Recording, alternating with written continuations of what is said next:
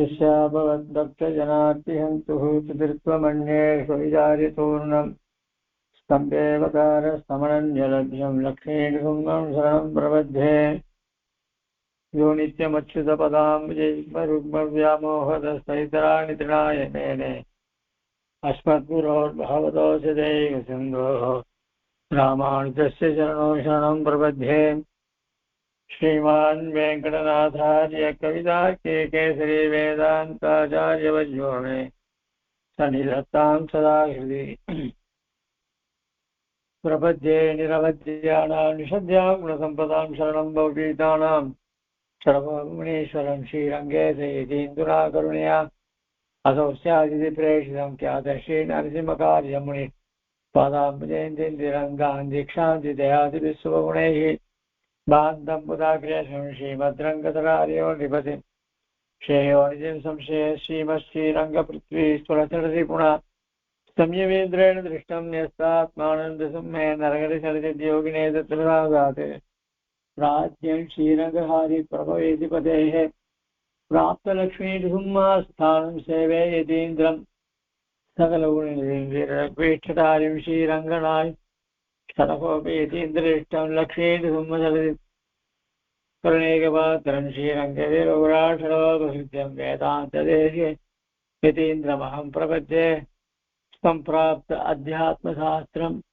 नरहरिचरतिद्रङ्गपूकादिजाभ्यां कारुण्यात् श्रीनृसिंहेन्द्रगतिहरिभोः आत्मनिक्षेपधन्यं वेदान्ते वावदूगत्वमीसरितारङ्गपूर्वेण सूक्तं वास्यं नारायणार्यं परमदमनव्याख्यातमीडे श्रीमद्रङ्गशरारिसंयमीवराल्लब्धागमां तद्वयं श्रीमद्वेदवदंसदेशिकेतेः कारुण्यवीक्षास्पदं सेवे यतीन्द्र सेवे रङ्गधुरीदासं नारायणं श्रीमद्रङ्गशरारियोजनस्तात्मरक्षापरं श्रीमद्रङ्गशरारिलब्धागमां तद्वयम् ईर्ष्याडम्बविवचितं सुगुणैर्बान्धं महद्वं सजं वन्दे वत्सविभूषणं बुधवरं श्रीकृष्णमार्यं सदा वेदान्तदेशिकयतीन्द्रकटाक्षरत्रय्यन्तसारमणवद्यगुणबुधाघ्र्यं नारायणाध्यैर्विरेकभाभिषिक्तं श्रीरङ्गनाथैशेखरमाश्रयामः जयत्याश्रितसन्त्रासध्वान्तविध्वंसनोदयः प्रभावान् सीतया देव्या परमव्योमभास्करः சுவாமியுடைய சங்கல்ப சூரியன் என்ற நாடகத்தை பார்த்துட்டு இருக்கோம். அதுல 8வது அங்கம் விவேகனுக்கும் மகாமோகனுக்கும் 2 பேருக்கும் ஷாண்ட யுத்தமானது நடக்கிறது. 2 பேருக்கிட்டையும் சேனைகள், அதாவது ரதகதை துறக்க பதாதி சொல்லுவாங்க இல்லையா, அந்த மாதிரி இவர்கள் 2 பேர் பக்கத்துலயும் அவர்களுக்கு ஏற்றதான வீரர்கள்லாம் பக்கத்துல இருக்கா. அதுல அவர்கள் அந்த அஸ்திர சஸ்திரம் அதை பிரயோகம் பண்ற. அஸ்திரம்னா என்ன அப்படின்னு சொன்னா, மந்திரத்தை சொல்லி எதிராளியை பார்த்து விடுறதுக்கு ஆயுதத்துக்கு அஸ்திரம்னு பேர். சஸ்திரம்னா என்னன்னாங்க, மந்திரம் இல்லாத சாதாரண ஆயுதங்கள், அதாவது வேல், கத்தி. இத சில வீரியமான ஆயுதங்கள் சில இருக்கும், அதெல்லாம் மந்திர பிரதிஷ்டை பண்ணதா இருக்கும். அதுக்கெல்லாம் மந்திரத்தை சொல்லிதான் அதெல்லாம் ஏவணும். இந்த சாதாரணத்துக்கு வேண்டியதில்லை. இப்படி அந்த 2 பேருக்கும் மகாமனுடைய 2 பேருக்கும் தீவிரமான சண்டை ஆரம்பிச்சனால யார் விவேகனாள் யாருடைய மகாமனாள் கண்டுபிடிக்கவில்லை. அவளுக்குள்ளே வித்தியாசம் தெரியல. ஆக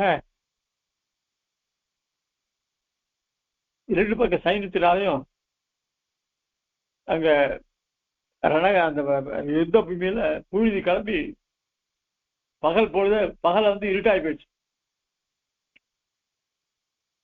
அப்ப அப்படி அந்த தூசியானது எல்லா இடத்தையும் பரவே அந்த தூசி ரொம்ப அடர்த்தியா இருக்கு, ஒரு ஊசி கூட அதில் நுழைக்க முடியாது. சேனைகளை யாரா எப்படி சண்டை போடுறான்றது பார்க்க முடியல.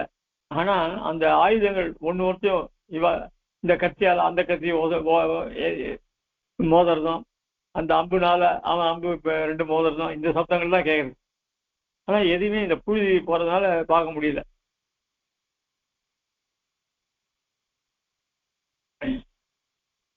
அதுவும் இல்லாத அந்த இரு சேனைகளுடைய போர் வீரர்கள் கொடி வச்சுட்டு இருப்பான். அந்த கொடிதான் அது போர்க்கொடிகள் பேரு. அதெல்லாம் துணியலானது. அது அதாவது தேர்னாக்க அந்த தேருக்கு மேல அந்த கொடி இருக்கும். அந்த குதிரை அப்படின்னு சொன்னா அந்த குதிரையில மெயினா இருக்கிறவங்க அவன் கையில கொடி வச்சுட்டு இருப்பான். யானை படையினாக்க யானை படையில பிரதானமா இருக்கும், அவன் முதல்ல கொடி வச்சுட்டு இருப்பான். அது ஏன்னா அந்தந்த யானைகள் அவனை சேர்ந்ததுன்னு தெரியுது அதெல்லாம். ஆனா அவன் சண்டைக்கு போக மாட்டான். அவன் அது அந்த அந்த அந்த பக்கத்திலே இருப்பான். அவனை சுத்தி இருக்கிற யானைகள் தான், யானை வீரர்கள் தான் சண்டைக்கு போவான். அவன் இருக்கிற இடத்துல இருப்பான். அதனால அவனுடைய கொடிகள்லாம் ரொம்ப உயர வானு தொடர்புடையா பறந்து கொண்டிருக்கான். அது எப்படின்னா அந்த கொடியெல்லாம் பறக்கிறத பார்த்தா ஆகாசத்துல கங்கை இறங்கி வரா மாதிரி இருக்குன்னு சொல்றான்.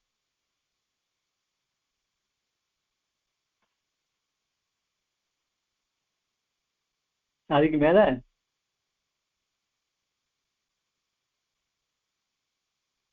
அங்க வீரர்கள் ஒவ்வொருத்தரும் மாண்டு போய் அவர்களுடைய ரத்தங்கள்லாம் ஆறா பெறுகிறது. இந்த போர்க்களத்துல ராத்திரி வேளையில பிசாசுகள் தான் அங்க வரும். அந்த பிசாசுகள் என்ன பண்றது, அந்தந்த வீரர்களுடைய ரத்தத்தை அந்த வீரர்களுக்கு காதல் இருப்பா, அதாவது காதல் ரொம்ப பிரியமான மக்கள், அவளுக்கு மனைவிகளை கொடுத்து இதுதான் வீட்டுக்காரனுடைய ரத்தம் சாப்பிடு அப்படின்னு அதுங்க கொண்டு கொடுக்குது. அவன் இன்னும் பீத்தி ஆயிடுவான், ஐயோ கணவர் போயிட்டாரான்ட்டு. இப்படி அந்த யுத்தங்கள் நடந்துட்டே இருக்கு. நாரதா ஷகே ந திருப்திய மே கிமிதம் இது குதூகலோல்லசிதம் சக்ஷு இகி.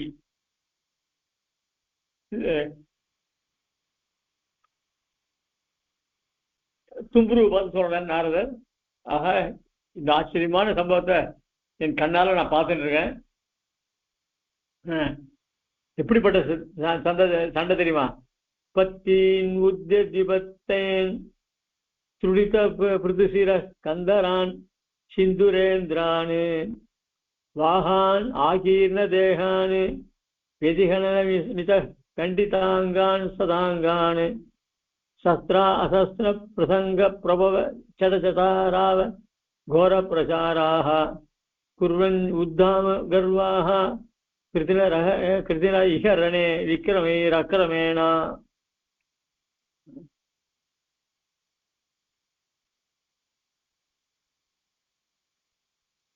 ரெண்டு பக்கத்துலயும் இந்த இந்த இந்த பக்கத்துல இருக்கிற சேனைகளும் சரி, அந்த பக்கத்துல சேனைகள் ஒருத்தர் பரஸ்பரம் அம்புகள்லாம் ரொம்ப வேகமா வீசிட்டு இருக்கா. அந்த அம்புகள் பெரிய சப்தத்தை ரொம்ப அதிகமா எழுப்புறது. இந்த 4 விதமான படைகள் இருக்கும் இல்லையோ, அந்த 4 விதமான படைகள்ல இந்த காலாட்படை வீரர்கள் இருக்கா இல்லையோ, அவளுக்கு ரொம்ப சீக்கிரம் அடிபடும். அவ காயப்பட்டு தள்ளாடி கீழே விழுந்துட்டு இருக்கான். இந்த யானாட் படைகள் என்ன பண்ணா, முதல்ல யானைக்கு தான் அடிபடும். அதுக்கப்புறம் தான் யானை மேல இருக்கிற வீரர்கள், அந்த யானையுடைய தலையதான் அறுபட்டு அவைதான் முண்டங்களா இருக்கு. இந்த குதிரைப்படியும் அப்படிதான், அந்த குதிரையோட உடல்கள் ஓரமா விழுந்திருக்கு. இந்த தேர்கள் என்னன்னா, தேர்ல பார்த்தா தேர்ல அம்பு விடுவான், தபான தேர் மேல கூரை அடிச்சுட்டு போகும். சில அம்பு என்ன பண்ணும், அந்த தேருடைய சக்கரத்தை உடச்சிடும். இப்படி பரஸ்பரம், அதனால அந்த தேர்லாம் சாஞ்சி பொண்ணு பின்னமா விழுந்து கிடக்கு. இப்படி மோசமான சூழ்நிலைகள் அங்க இருக்கு. குர்வந்தி உத்தாம கர்வாக கிருதிநகரணே விக்ரமேர் அக்கிரமேன.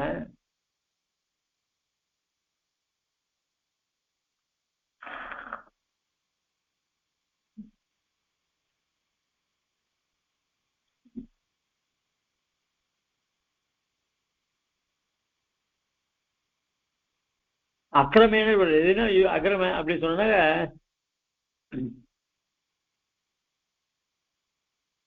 அயம் அனேன சகைவ யுத்தியதாமிதி வியவஸ்தாம் வினா சேனாங்கானி சத்வாரியபி சாதயந்தி சஸ்திரைஹி. அதாவது காலாட்படைன்னா காலாட்படை தான் நேராக அந்த காலாட்படை இந்த காலாட்படையும் மோதணும். அதே மாதிரி தேர்ப்படைன்னா தேர் தான் மோதணும். யானைக்கு யானை தான் மோதணும், குதிரை மோதணும். ஆனால் இங்கே அப்படி கிடையாது.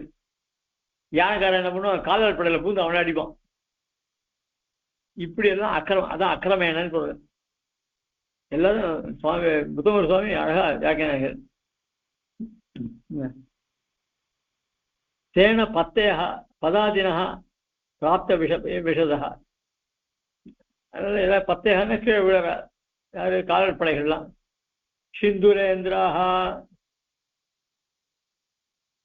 சிந்துரேந்திராகன்னா கஜசிரேஷ்டாகான்னு சாய்கள், உயர்ந்த யானைகள். இப்படி ஒவ்வொருத்தரும் சஸ்திர அசஸ்திரி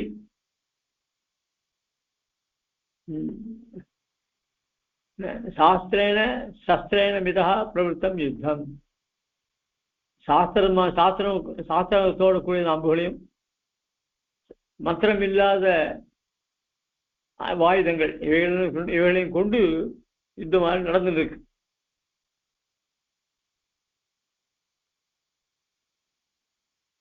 கோர பிரச்சாராக, கோரமான பயங்கரமானது.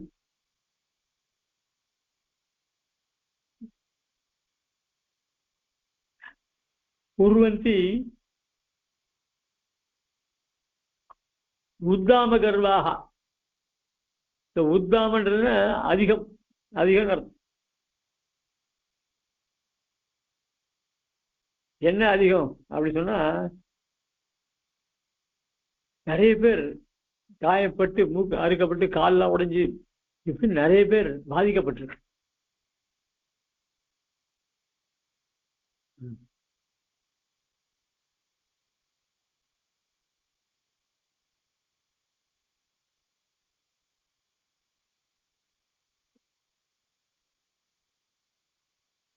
அப்படின்னு சொல்றீங்க.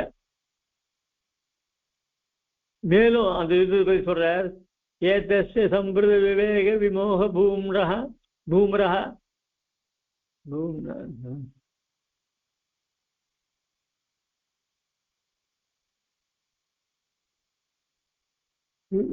விவேக பூம்ரஹ இல்ல பூம்னஹ சேனாயுகஸ்ய சமராங்கண சம்பிரமேண பிராயேண சம்பிரதி விகல்பிதயா ஸ்வவிருத்தியா கோலா அதிரோகண ரசம் லபதே ஜெயஸ்ரீ. அதாவது 35வது ஸ்லோகம். 2 சேனைகளும் கோரமான யுத்தம் நடக்குது. ஏதஸ்ன இந்த 2 சேனைகள் சம்ருத விவேக விமோக பூம்னஹ.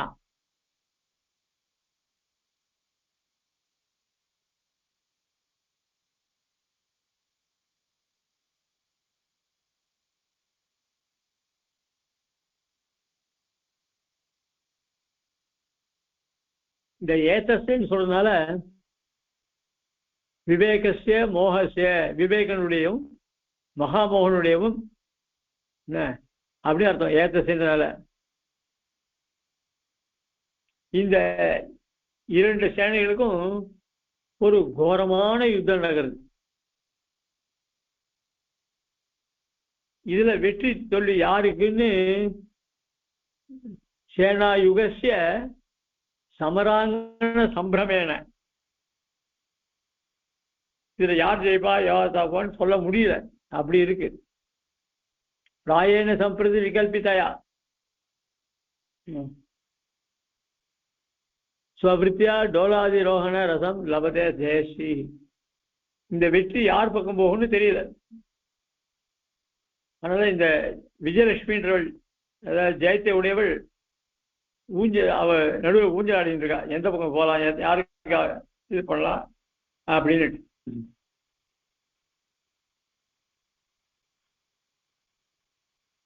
அப்படின்னு நாரதர் சொல்ற. உடனே தும்புருகு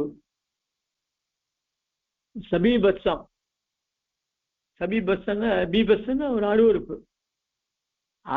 அயமிக கஷ்டித்து கவ்யாதடிம்பா கவ்யாதடம்பியா அடிம்பா டிம்பமாகர்ஷன் இத்தம் பாஷத்தே.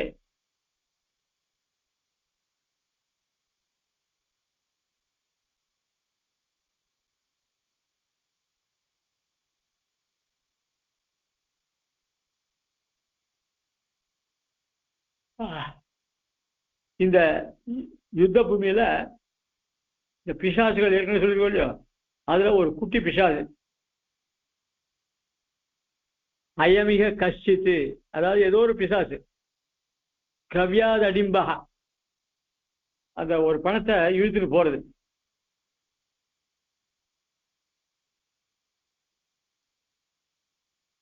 டிம்பம் ஆக்கர்ஷன்னு இத்தம் பாஷது, அந்த அந்த பிசாசு ஒரு வார்த்தையை சொல்றது.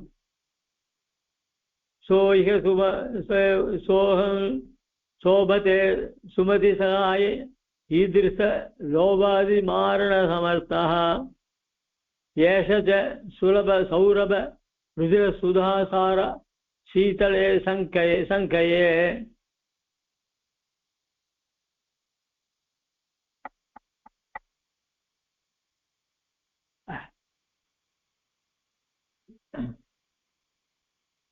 அது சொல்றது,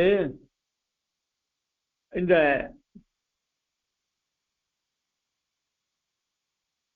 சுமதி என்ற மனைவியுடைய விவேகன் இருக்கானோ, விவேகன், அவனுடைய எதிராளி மகாமோகன் சைன்யத்துல லோபன் இருக்கானோ இல்லையோ, லோபன் அப்புறம் கர்வன் இப்படிதான் இருக்கானோ இல்லையோ, அவெல்லாம் யுத்தத்துல ஐஸ்வர்றான், ஐக்கிறதுக்கு சாமர்த்தியம் உடையவனா இருக்கான். ஆக இவர்கள் மரணம் அந்த பிசாசுகளுக்கு ரொம்ப சந்தோஷமா இருக்கும். அதனுடைய அவளுடைய ரத்த வெள்ளத்தில் தான் மூழ்கி இருக்கா. அவள்லாம் அந்த ரத்த பூமியை குளிஞ்சிருக்கான். விவேகனுக்கு ஒரு நிம்மதி, இதெல்லாம் ஒய்யானே அப்படின்னுட்டு. அந்த விவேகனுடைய மனநிலையை சொல்றாரு இதுல. ஏஷஜ சுலப சௌரப ருதிர சுதாசார சீதளே சங்கையே. அதனால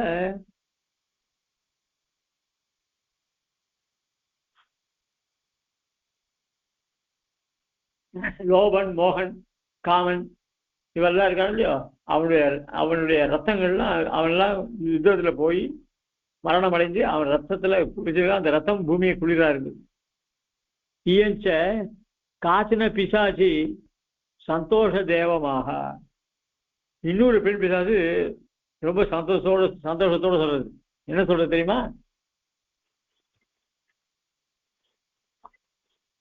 பணமபி பிரணமாமி விவேக தேவம்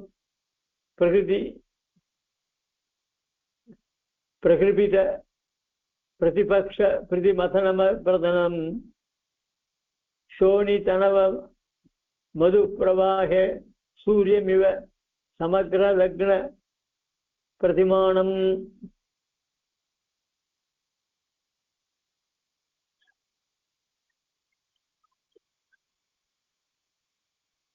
இன்னொரு விஷயம் என்ன சொல்றது?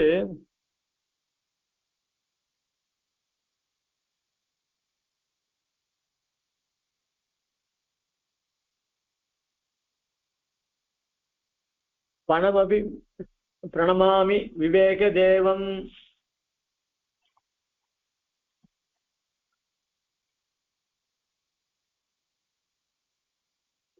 இது பரஸ்பரம் மகாமோகனை எதிர்க்க மகாமோகனுடைய எதிரியான மகாமோகன் அவனுடைய சைன்யங்களை நல்லா அவளோட சண்டை போட்டு அவளை மரணம் அடையும்படியா பண்றான் விவேகன்.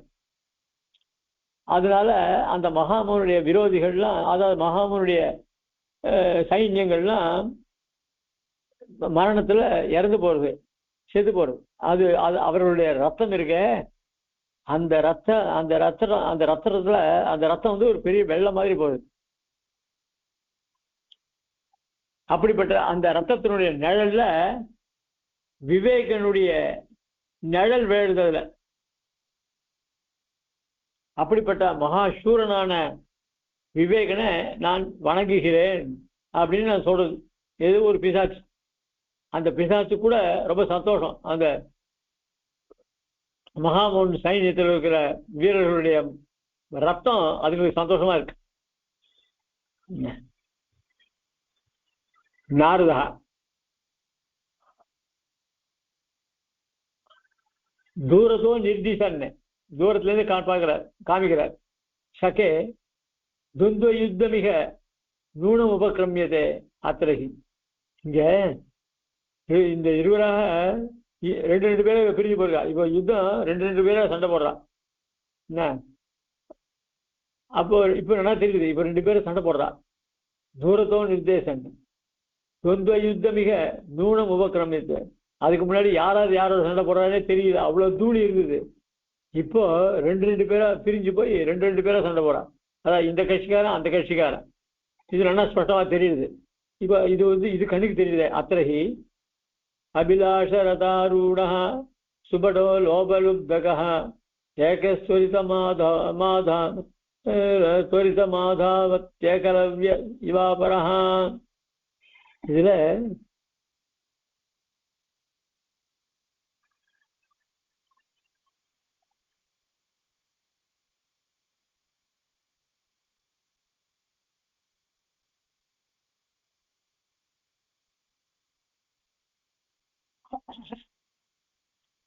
அபிலாஷ, அதாவது இந்த லோபன் அப்படி அல்ல, லோபன்ற ஒருத்தன் லோப லுப்தகா சுபடகா. இந்த லோபன் என்கிற வேடன் இருக்கானே,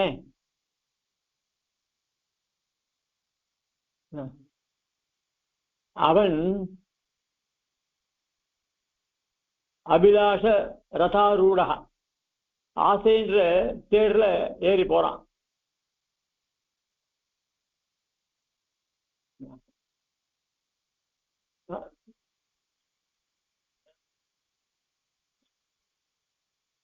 இது எப்படிதான் இருக்குன்னா, ஏகலைவன்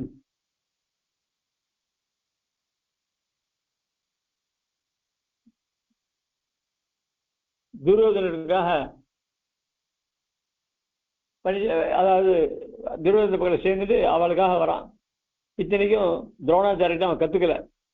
ஆனா துரோணாச்சார ஒரு பொம்மையா பண்ணி வச்சு அவனுக்கு அவனை அப்படி அவங்ககிட்ட கத்துக்கிறான். அது உடனே தோட தெரிஞ்சு அவனுடைய கெட்ட விரல நீ வந்து எனக்கே தெரியாம நீ வந்து என்ன ஆச்சாரனையா வரிச்சு நீ வந்து ஏற்கனவே வந்து கேட்டான். கேட்டதுக்கு இல்லை நான் சுத்தரவிடாது, நீ வந்து துரியோதனை கேட்டு துரியோதனை சொன்ன நான் சொல்றேன் அப்படின்னு சொன்னேன். அவன் இல்லை அதெல்லாம் இல்லை அப்படின்னு சொல்லி அதுக்கு என்ன பண்ண, உடனே அவன் தனியாகவே இவருடைய சிலையை பண்ணி வச்சு அவர் சாமி அவர் மூலியமாக கத்துட்டான். அதனால துரோணர் என்ன பண்ணார், நீ என்னதானே ஆச்சரிய வரிச்ச, அதனால எனக்கு நீ கத்துக்க வித்தியெல்லாம் வீணாகணும் அப்படின்னு சொல்கிறார். அதுவும் இல்லாத தன்னுடைய கெட்ட வரல தானம், அதாவது ஆச்சாரியனுக்கு சம்பாவனை பண்ண சொல்ற. இப்படியெல்லாம் ஏகலைவனை துரோணாச்சார் சிஷிச்சார். அபிலாஷ ரதாரூட சுபடோ லோபலுப்தக ஏகஸ்வரித துரிதம் ஆதாவத் ஏகலைவ இவாபரஹ. அதனால ஏகலைவன் போற பிரசித்தமான இருக்கிற வீரனை போல இவன் இந்த சண்டையில எழுத்து போட்டுருக்கான் அப்படின்னு நாரதர் சொல்றார். உடனே தும்புரு சொல்றார், ஆஹா,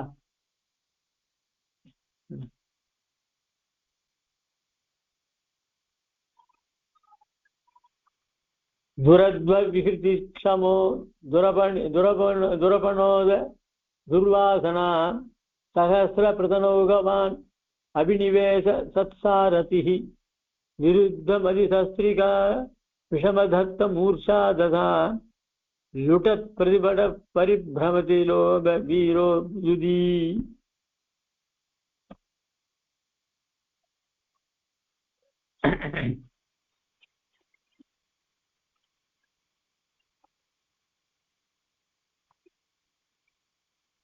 நாரதர் சொல்றார், இந்த ஜனங்களை எல்லாம் கவரக்கூடிய சாமர்த்தியம் உடைய லோபன், அவன் பேராசை உடையவன். அவன் தேர்ல ஏறிண்டு ரொம்ப வேகமா போறான் அப்படின்னு நாரதர் சொன்னார். உடனே தும்புரு சொல்றார், இந்த லோபன் எப்படிப்படும் தெரியுமா?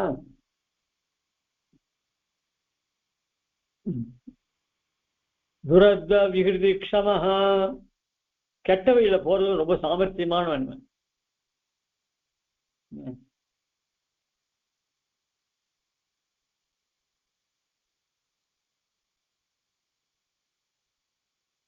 துரபனோத துர்வாசனா, அவனுடைய மனைவி யார் தெரியுமா? அவனுக்கு என்ன கெட்ட எண்ணங்கள், அவனுக்கு நிறைய கெட்ட எண்ணங்கள், அதனால பல மனைவிகள் அர்த்தம். துர்வாசனைன்றது ஒரு பொண்ணு இல்லை, நிறைய எண்ணங்கள், கெட்ட எண்ணங்கள் நிறைய வருது இல்லையோ, அது மொத்தம் அவனுடைய மனைவிகள். அதனால பல மனைவிகள் உடையதாக இருக்குன்னு சொல்றான். ஏன்னா குணங்கள் தான் நீங்க கேரக்டரா இருக்கு. அதனால எத்தனை கெட்ட எண்ணங்கள் இருக்கோ அது எல்லாம் இவனுடைய மனைவிகள். ஆக இந்த அவனுடைய சைன்யம் எது, லோபனுடைய சைன்யம் எது தெரியுமா? இந்த கெட்ட எண்ணங்கள் தான் சைன்யம் அவனுக்கு. அப்படிப்பட்ட லோபனுடைய சகஸ்திர பிரதனோகவான் அபிநிவேச சத்சாரதி, அவனுடைய தம்பி அபிநிவேசன் பேர். அவனும் இந்த கெட்ட விஷயங்கள் ரொம்ப ஈடுபாடு உடையவன். எண்ணம் வேற, அவன் எண்ணத்தை உடையவன், இவன் அந்த செயல்ல ஈடுபாடு உடையவன். அவன் இவனுக்கு சாரதியா இருக்கான். சகஸ்திர பிரதனோகவான், விபரீதமான புத்திகள், எண்ணங்கள் புத்திகள் எல்லாம் ஒரே மாதிரி அர்த்தங்கள் தான். இந்த அந்த விபரீதமான புத்திகள் இருக்கோ அதுதான் அம்புகள். அத்த விவேகன் எதிரி மேல ஏறான்.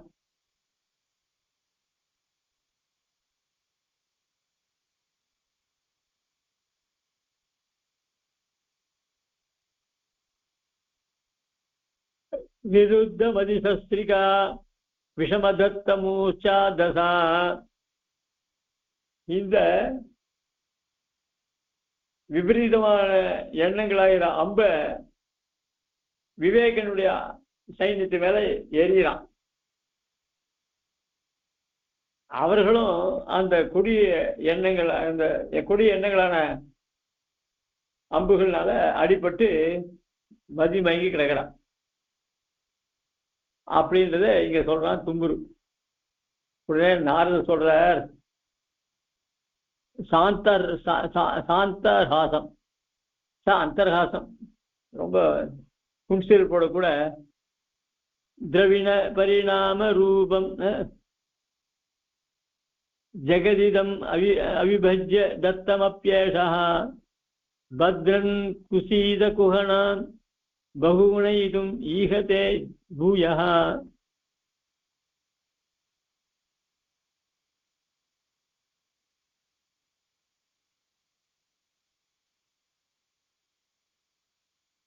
இந்த நாரதர் புனிசிரிப்போட சொல்ற, திரவிண பரிணாம ரூபம் ஜெகதிதம் அவிபஜ்யம் தத்தம் எப்பிடா பத்ரன் குசீத குஹணா பகுகுண ஈதும் ஈகதே பூயः. இந்த லோபன் இந்த உலகத்தெல்லாம்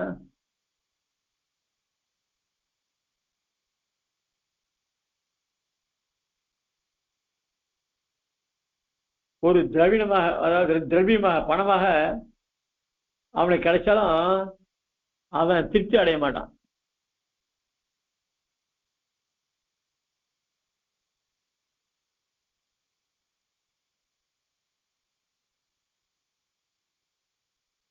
ஏன்னா தனக்கு கிடைக்கிற பணத்தை கொண்டு அதை வட்டிக்கு மேல வட்டி விடுவான்.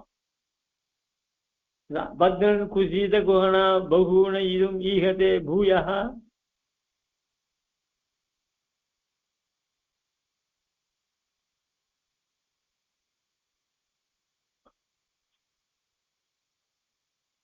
லோபனுடைய காரியமே எல்லாரையும் மோகத்தை, எல்லாருக்கும் இந்த உலக சிற்றின்பங்கள்ல மோகம் ஒருபடியா பண்ணக்கூடிய காரியம். அதுக்காக என்ன பண்ணுவான், அவன்கிட்ட ரூபாயெல்லாம் வாங்கிப்பான். எவ்வளவு ரூபாய் வாங்கினாலும் அவனுக்கு திருப்தி இருக்காது. என்ன பண்ணுவான், அத்தை மேல மேல வட்டிக்கு விடுவான். அப்படிப்பட்ட தன்மை உடையவன் இந்த லோபன். உடனே தும்பு சொல்றார், பகவன் திருஷ்டம் இதானிமப்பிய துஷக துரந்த விஷய விஜிகீஷோத்யோகேன. இந்த விவேகனை ரொம்ப ஜெயிக்கிறது முடியாத காரியம். அந்த முயற்சியில் இப்ப லோபம் இறங்கியிருக்கான். அது இவனுக்கே அது கேடாம முடிய போகுது, இவனுக்கே அது கெடுதலாக முடியும் அப்படின்னு சொல்றான் தும்புரு.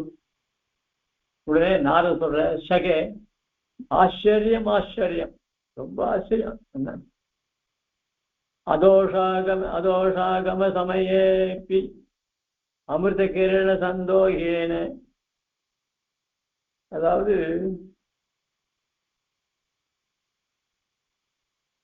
இந்த பூர்ணச்சந்திரனுடைய குளிர்ச்சி இருக்கே, குளிர்ச்சியான ஒளி, அது இந்த காலத்துல, காலம் இல்லாத காலத்துல கூட அந்த பூர்ணச்சந்திரனானது அதனுடைய ஒளி 3 லோகத்தையும் பரவி இருக்கும். அது என்னாகும், ஏதோ ஒரு தேவத்தை தோன்றினா மாதிரி இருக்கும். அதோஷ ஆகம சமயேபி அமிர்த கிரண சந்தோஷேன சம்புத்தமிப்ப.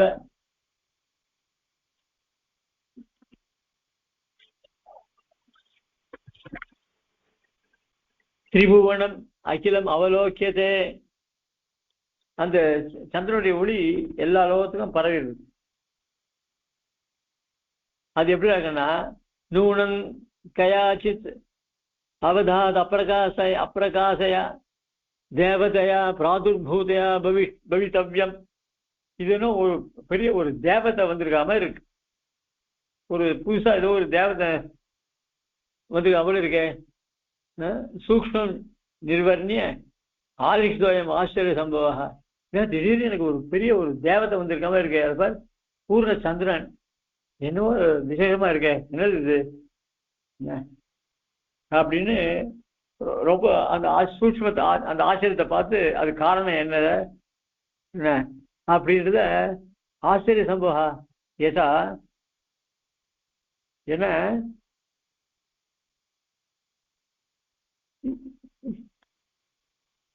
மேல சொல்ற, சைஷா பஞ்சமுகி துஷ்டி சேஷ சிருஷ்டிரிவா பரா அதர்க்கிதம் உபஸ்தாய கிரசதே லோமபூஷகம்.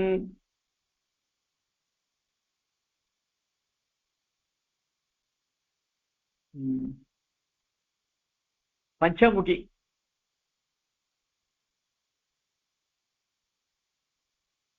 அஞ்சு முகத்தை உடையது ஆயுஷன் தான். அதனால இவள் திருப்தின்றவள். அவள் அங்க அந்த ரணபூமியில் இருக்கா போல இருக்கு. அவளுக்கு அதாவது ஆயுஷ அவதாரம் அப்படின்னு சொல்லலாம் போல இருக்கு. அப்படி 5 முகங்களை கொண்ட அந்த திருப்தியானவள் இப்ப வந்திருக்கா. திருப்தின்னா என்ன தெரியுமா? ஏற்கனவே சொல்லியிருக்கேன். திருப்தின்னா போதுன்ற மனம்.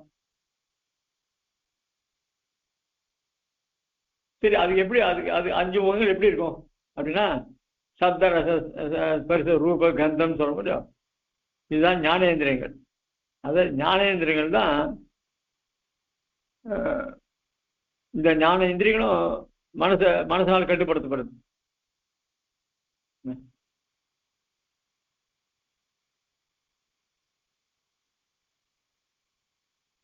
சைஷா பஞ்சமுகி துஷ்டிகி சேஷசிஷ்டிரிவா பராக அதர்க்கிதமுபஸ்தாய கிரசதே லோமபூஷகம்.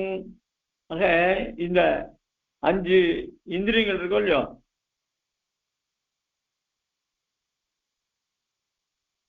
இந்த சப்தன்றது காதால கேட்கறது, ஸ்பர்சன்றது உடல தோல்னால, ரூபம்ன்றது கண்ணு, ரசம்ன்றது வாய், கந்தம்ன்றது மூக்கு. இதெல்லாம் அதாவது அந்தந்த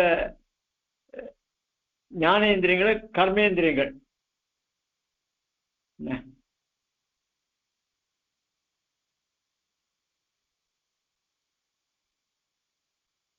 சப்தத்துக்கும் காதுக்கும் எப்போ சம்பந்தம் உண்டு? சப்தம் காதால் தான் கேட்க முடியும், கண்ணால் பார்க்க முடியாது. ஸ்பர்சம் உடலில் இருக்கிற தோல்னால ஸ்பர்சத்து, அதாவது சில்லுன்னு காற்று வந்ததுன்னா நம்ம உடம்புல தானே தெரியும், தோல் தானே இருக்குது. அதுமாதிரி சூடுபட்டால் கூட அந்த தோலுக்கு தான் தெரியுது. அதில் பார்க்கக்கூடிய வஸ்துக்கள்லாம் கண்ணால் தான் பார்க்க முடியும், காதால் பார்க்க முடியாது. அதனால் ஒரு பதார்த்தத்தினுடைய ரசத்தை அனுப்பிக்கணும்னு வாய் தான் முடியும். வாசனை வந்தால் மூக்கால் தான் கண்டுபிடிக்கும். இப்படி 5 விதமான இந்திரியங்களால் 5 விதமான விஷயங்களை அனுபவிக்கலாம். ஆக இந்த திருப்தின்ற நல்ல பாம்பு இருக்க, அது லோபன்ற எலிய விழுக பார்க்கறதுக்கு. அதற்கு முபஸ்தாய கிரசதே லோப மூஷகம். மூஷகம்னு எலி.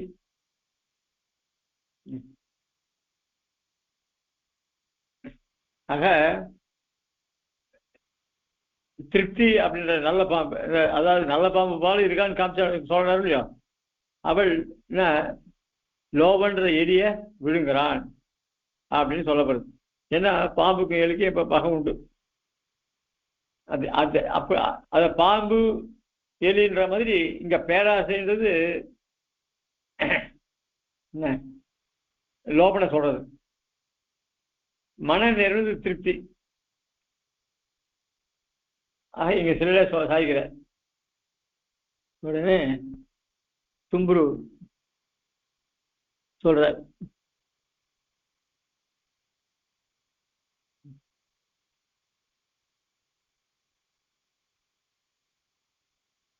பகவன் சம்பிரதி லோப வித்வம்சேன லுப்த லோகாயதமிவ ஸ்லோகம் அவலோகயாமி.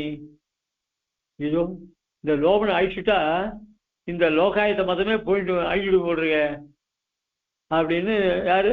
தும்புரு சொல்றான். தும்புரு லோகாயத்த மதம்ன்றதா சார்வாக மதம். சார்வாக மதம் சொல்லலாம், லோகாயத்த மதம் சொல்லலாம். இந்த அந்த சார்வாக மதத்துடைய கொள்கை என்ன அப்படின்னு சொன்னா, பிரத்யக்ஷம் தான் பிரமாணம், மீது எதுவும் பிரமாணம் கிடையாது.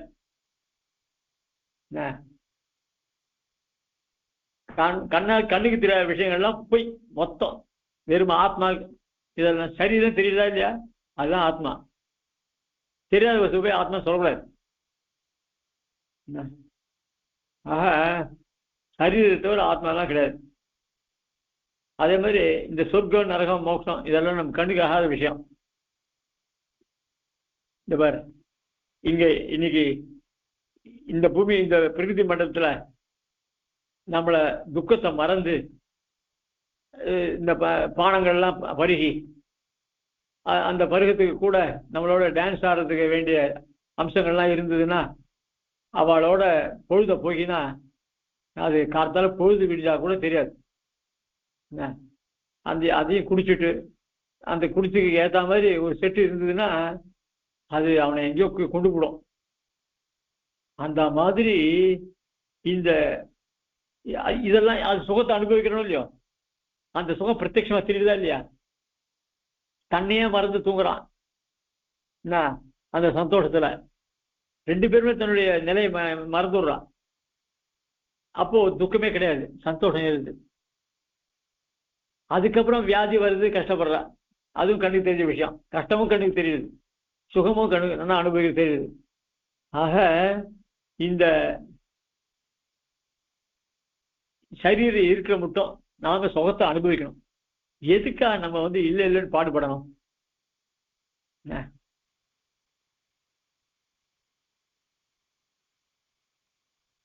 இந்த யாகம் தானம் பண்றதுலாம் ரொம்ப வேஸ்ட்.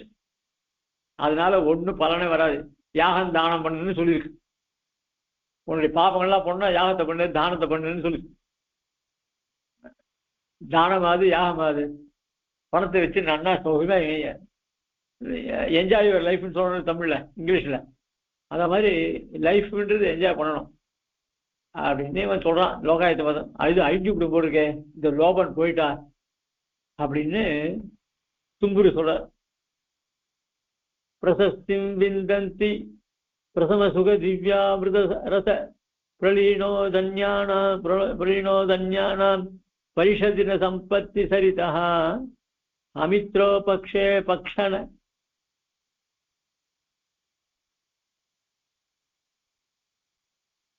அமித்ரோபக்ஷேபக்ஷண விகலதாத்மீய பிரதனா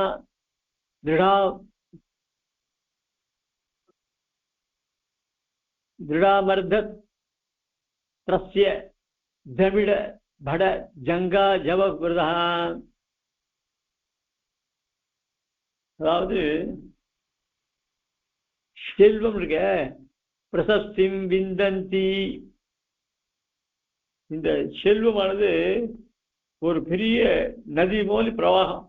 செல்வம் ஒரு இடத்துல நிற்காது, பிரவாகம் ஒரு இடத்துல போயிட்டே இருக்கும் இல்லையோ, அந்த மாதிரி இந்த செல்வம் போயிட்டே இருக்கும்.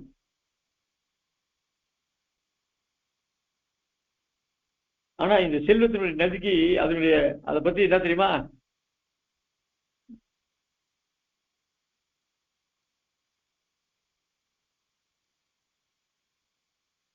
விந்தந்தி ஓடுவார்கள். அதாவது எதிராளிகள் ஆக்ரோஷத்தோடு யுத்தம் பண்ண வருவா. அந்த யுத்தத்துல பலகீனமான வீரர்கள்லாம் என்ன பண்ணுவா, பயந்து அந்த புறம் காட்டி போயிடுவா, தலை தெறிக்க ஓடுவா. அந்த வேகத்தை போன்றது இந்த செல்வமாகிற நதியின் வேகம். அதான் சொல்ற, பிரசஸ்திம் விந்தந்தி பிரசம சுக திவ்யா அமிர்த ரச பிரலீன உதஞான பரிஷதின சம்பத்தி சரிதா. அதுல ஒரு அந்த பணமாயிர செல்வத்துல ஒரு திவ்யமான அமிர்தம் கிடைக்கிறது. அந்த அமிர்தத்தை பானம் பண்றான்.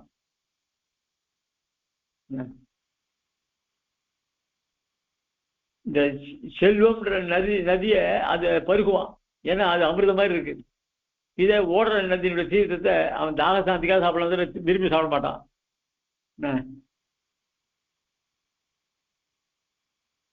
ஆக இந்த பணம் இருந்துச்சுன்னா மனசாந்தி என்ற அமிர்தத்தை பருகுவான்.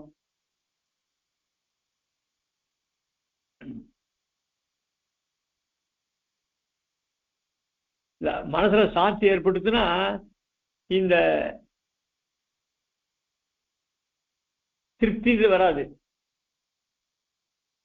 ஆனா வைராக்கியம் இருந்ததுன்னா அந்த திருப்தி, மனசு சாந்தி இருக்க அந்த திருப்தியானது போருன்ற மனசு வந்துருச்சோம்னா என்ன, உயர்ந்த விஷயத்தை பானம் பண்ணக்கூடிய விவேகன் போன்ற ஆச்சாரியர்கள் இந்த நதிநீராகிற செல்வத்தை ஏறெடுத்து கூட பார்க்க மாட்டான்.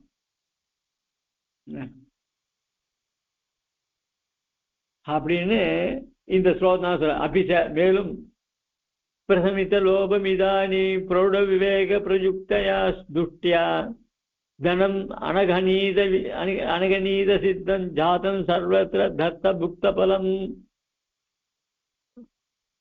அதாவது மேல சொல்றான், இந்த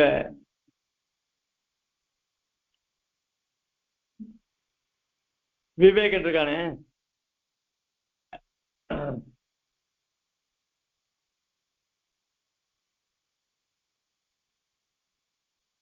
இந்த அவனுடைய சைந்தில் திருப்தியை போருக்கு அனுப்புறான். அந்த திருப்தி என்ன பண்றா, அந்த எதிரியான லோபனை ரொம்ப சுலபமா அழிச்சு விடுறான்.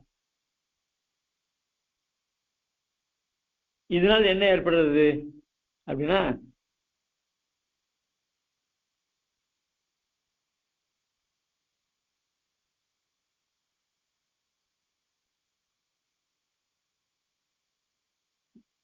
பிரசமித்த லோபம் அப்படின்னா அந்த லோபனை அழிக்கிறான். துஷ்டியா லோமஸ்ய பிரசமித்தத்வாது, இந்த துஷ்டியினால லோமனுடைய, அதாவது லோமனுக்கு எப்பவுமே திருப்தி வராது இல்லையா, அதனால அவனுக்கு இப்ப போதுன்ற மனம் வரும்படியா பண்ணிட்டான் அவனை. அதாவது இப்ப நல்ல குணம் வந்துட்டு அவனுக்கு. ஆக லோபனை சுலபமா அழிச்சுட்டாவும். பிரௌட விவேக பிரயுக்தியா துஷ்டியா, பிரௌட விவேக பிரயுக்தியா, இந்த விவேகன்றன ரொம்ப புத்திசாலியா இந்த துஷ்டின்ற பொம்னாட்டி அமைச்சு விட்டான். தனம் அனகநீத சித்தம் ஜாதம் சர்வத்திர தத்த புக்த பலம்.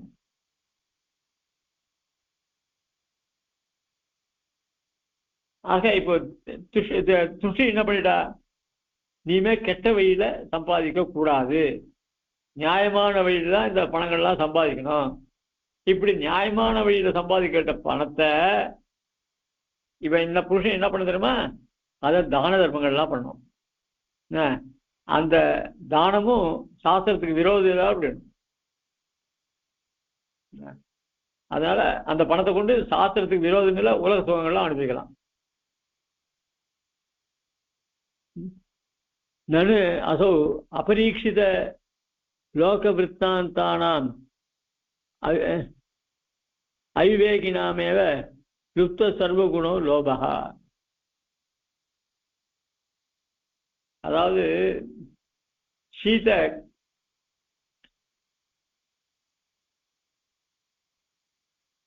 சீதையை ராமனை காட்டுல இருந்துச்சு. சீதை சொல்றா, தர்மாத் அர்த்த பிரபவதே தர்மாத் பிரபவதே சுகம்.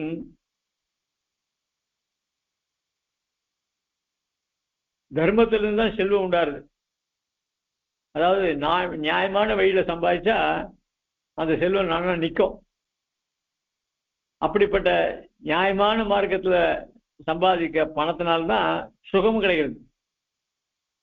அது தர்மம்னா என்ன அப்படின்னா, சாஸ்திரத்துக்கு விருத்தம் இல்லாத பணம். அந்த சாஸ்திரத்துக்கு விருத்தம் இல்லாத பண்ணா அதுவும் உனக்கு சாஸ்திரம் விருத்தம் இல்லாத நல்ல போகத்துல உனக்கு கொடுக்கும். அப்படின்னா என்ன அர்த்தம், அதாவது நீ உன்னுடைய கெட்ட நடத்தினால நீ பல பெண்களுடைய சாகசம் உனக்கு ஏற்படுறது. அதனால உனக்கு அந்த உன்னுடைய காமத்தை தீர்த்துக்கிற. ஆனா மகான்கள்லாம் நியாயமான வழியில சம்பாதிச்சு தர்மத்தின் பிரகாரம் நடந்து அந்த சாஸ்திர பிரகாரம் அவர்களும் அந்த இல்லற வாழ்க்கையை நடத்துறான். அந்த ஒருபோதும் அவ சாஸ்திரத்தை மீறி நடக்க மாட்டான். அதனால அவர்களுக்கும் அந்த அவருடைய ஆசை பூர்த்தியா இருக்கு. அந்த ஆசையானது சாஸ்திரத்துக்கு அனுகுணமா இருக்கு. ஆனா நீ பண்ற காரியம் இல்லையா, சாஸ்திரத்துக்கு விருத்தமான அனுபவங்கள் உனிதெல்லாம். ஆக இந்த திருப்தியினால என்ன ஆச்சு அப்படின்னு சொன்னா, கெட்ட எண்ணங்கள்லாம் உடையவன்லாம் கூட நல்ல சாஸ்திர, அதாவது நியாயமான ரீதியில சம்பாதிச்சு தர்மமான ரீதியில அதை செலவழிச்சு அதனால தர்மத்துக்கு சாஸ்திரத்துக்கு அனுகூலமான போகங்கள்லாம் அவர்கள் பெறுவார்கள். அதனால நாமளும் எல்லா ஆனந்தத்தையும் பெறலாம். அந்த ஆனந்தங்கள் விபரீதமான எண்ணம் இல்லாம இருந்தா நமக்கே பெருமாள் நல்ல வழியில ஒரு ஆனந்தத்தை கொடுப்பார்.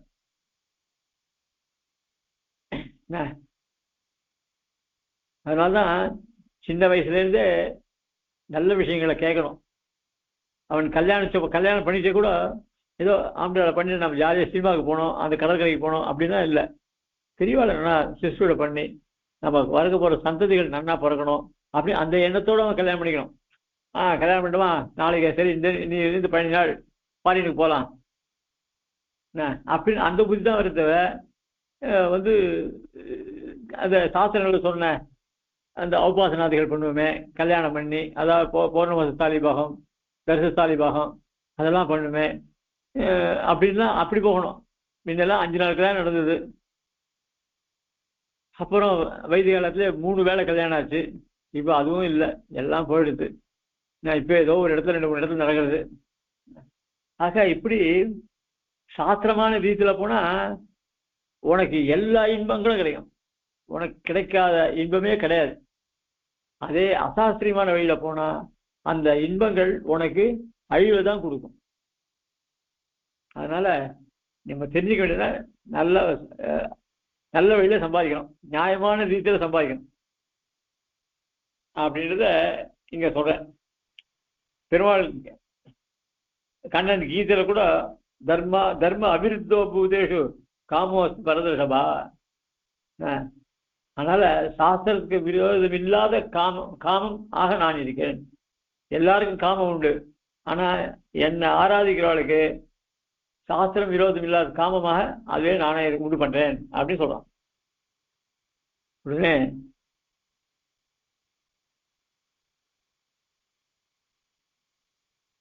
நனு அசௌ அபரீட்சித லோக விருத்தாந்தானாம் அவிகேனாமேவ சுத்த சுரகுணோ லோபகா.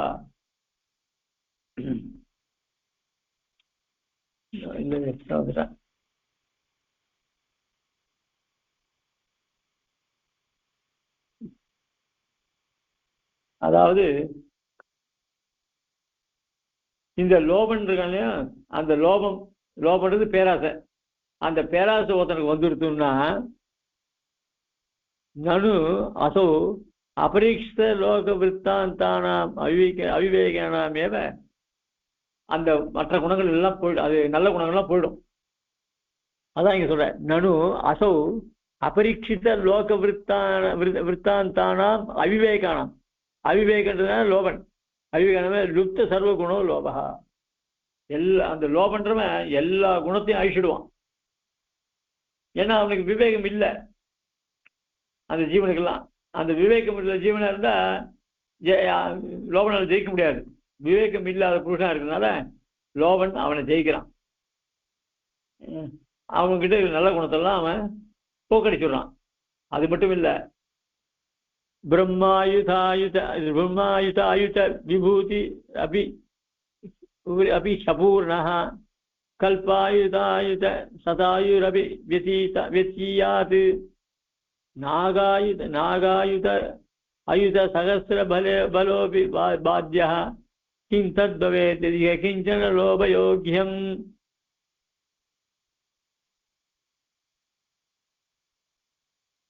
அதாவது லோபன், அதாவது பேரசோதனுக்கு இருந்துட்டுன்னா பிரம்ம ஆயுத விபூதி அபிஹி அபூர்ணா. இந்த பிரம்மாக்களுடைய ஐஸ்வர்யம் கோடி எத்தனையோ பிரம்மாண்டங்கள் இருக்கு. அந்த பிரம்மாண்டங்கள் மொத்தத்தையும் நீதான் அதிபதினு சொன்னா கூட அவனுக்கு திருப்தி வராது. பிரம்ம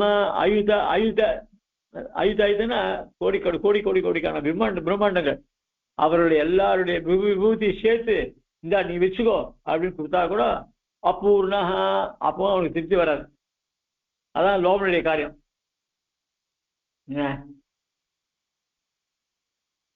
கல்பா ஆயுத சதாயுரபி व्यतीयात्.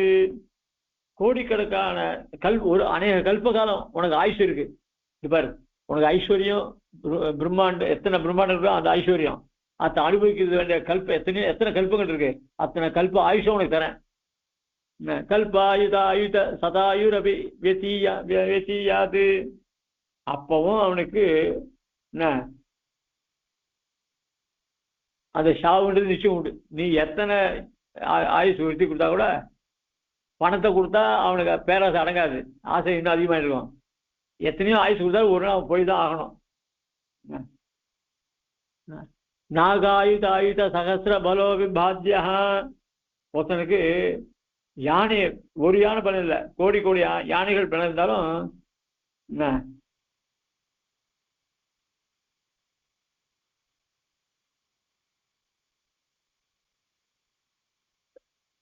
பாத்தியா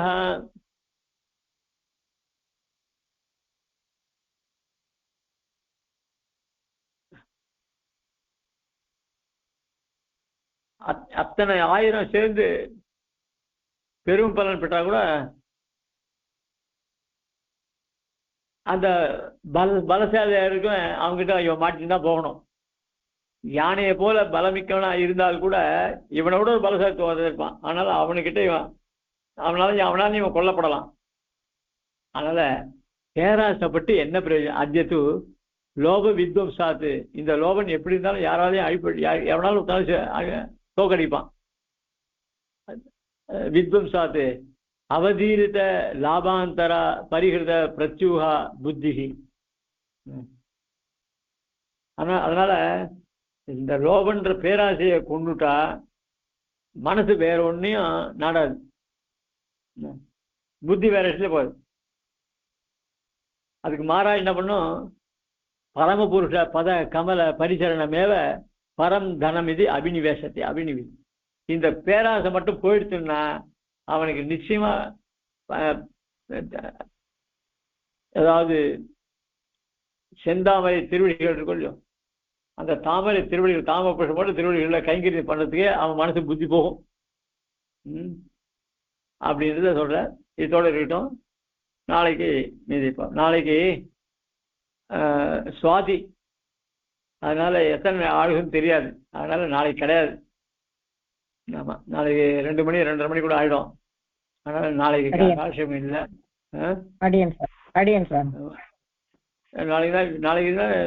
நாளைக்கு புதன்கிழமையா? அதான் புதன்கிழமை சுவாதி கிடையாது. வியாழன் வெள்ளி இருக்கும், சனிக்கிழமை கிடையாது. சனிக்கிழமை திங்க வெள்ளிக்கிழமை அது மட்டும் உண்டு. வியாழன் வெள்ளி 2 நாள் இருக்கு. பார்ப்போம். கவிதாரிக சிம்ஹாய கல்யாண குணசாலினி ஸ்ரீமதே வெங்கடேசாய ஸ்ரீமதே ஸ்ரீ வேதாந்த தேசிய மகாதேசிகாய மகா ஸ்ரீமதே வேதாந்தோதவாசிய ஸ்ரீ நாராயணாய மகாதேசிகாய மகா ஸ்ரீமதே ஸ்ரீ லட்சுமி பாதுகாதே ஸ்ரீ நாராயண ஸ்ரீமதே ஸ்ரீ குமாரி மகாதேசிகாய நம ஸ்ரீமதே ஸ்ரீ ரங்கநாத யதீந்திர மகாதேசிகாய நம.